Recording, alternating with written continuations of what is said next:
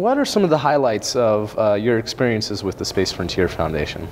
Okay, well, I guess one of the biggest things for my career was getting involved in the NewSpace conference, because NewSpace conference is all about networking. We encourage so many students to volunteer for it, to come to it, young professionals, old professionals, people who have been in the industry since who knows when, to all come, and we set aside as much time as possible to let them talk. And usually when you just throw them in a room, you find those little cliques. Oh, their students are over here, and the old NASA guys are over here. And so what I do at NewSpace, and what people did for me, was basically grab a student and grab somebody and force them to interact. And people did that with me. So I ended up meeting these wonderful icons from the space industry that, to me, were just kind of figureheads up until that point. Maybe I saw them in a video, never talked to them. And I think the biggest highlight was the NewSpace Gala. I think it was my second year there, and I had been involved in the foundation enough that I got seated at one of the front tables, which was wonderful.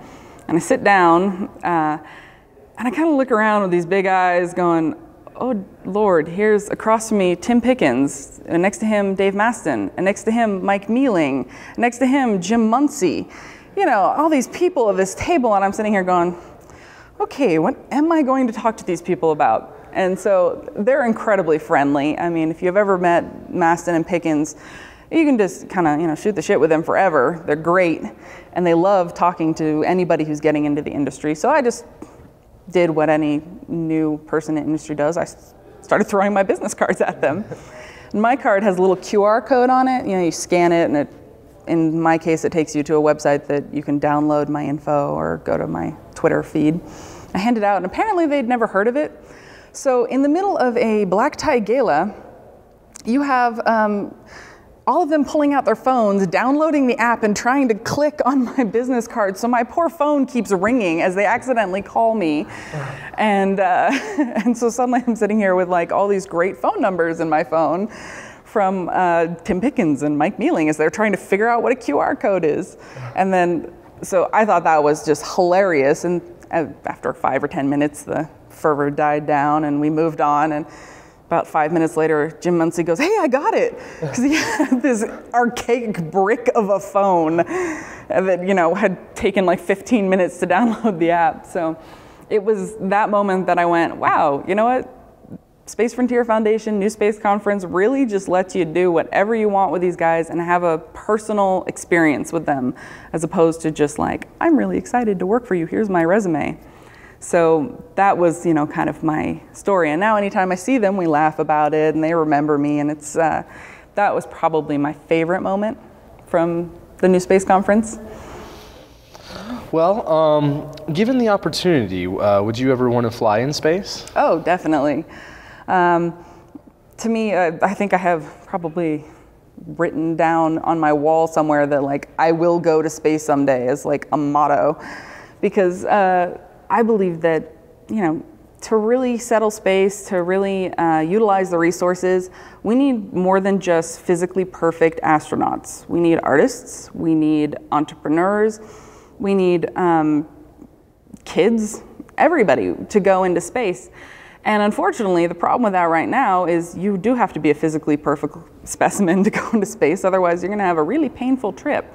So I love networking with some of the companies that are working to develop different life systems to make it so that anybody can go into space. I don't have perfect health. I have, genetic diseases. I don't think I have the marker for extra bone density or whatever. So right now, I'm sure anybody would reject me from an astronaut program. So hopefully, through the commercial space program and all of these different companies, they'll start to go, I want to go into space. I have high blood pressure. I have, poor eyesight or whatever. And they'll find ways for those people to go into space because they want to do it, because I want to do it. And when that happens, suddenly we're going to see, filmmakers going into space and bringing back video that inspires, an artist to go in space and paint a nebula, who inspires an entrepreneur to go build a habitat there because he wants that as his view when he wakes up in the morning.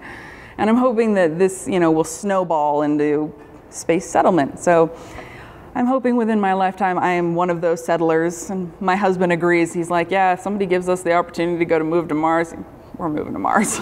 That's wonderful. Well, I just want you to take a moment and think about if there's anything else that you would like to add to this. Well, let's see. We have one interesting Space Frontier Foundation program that'll be starting pretty soon, which is going to be a local chapter in LA. We have a lot of our advocates there. And so we're going to try to do a kind of monthly speaker series for people who are interested in the development of space and space settlement. So that'll be launching pretty soon, and people can look out for the press release. If you want to make sure to get information about that, just sign up to our mailing list on spacefrontier.org. And then on my other side, Space Up will be having Space Up San Francisco pretty soon, so anybody who's in the Bay Area should keep an eye on that.